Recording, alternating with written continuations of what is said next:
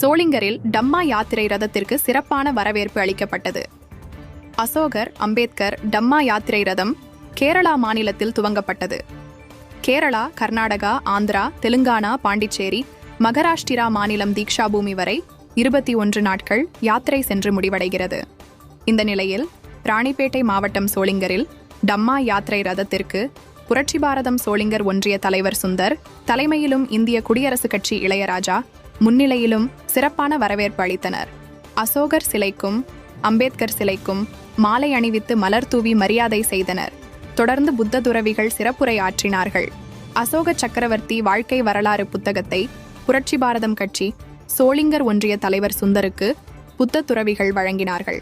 அப்போது தினகரன், சங்கர் மற்றும் பொதுமக்கள் பலர் கலந்து கொண்டனர்.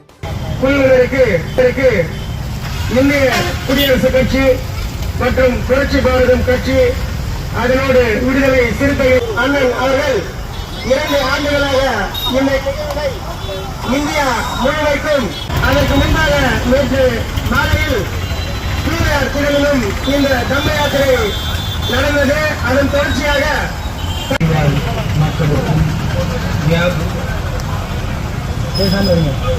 வியாபார துறை மக்களுக்கும் இங்கே வந்திருக்கின்ற நமது பௌத்த உபாசகர்களுக்கும் நாங்கள் சார்ந்திருக்கின்ற அசோக அம்பேத்கர் தம்ம யாத்திரை குழுவினரின் சார்பாக நன்றிகளையும் வாழ்த்துக்களையும் தெரிவித்துக் கொள்கிறோம்.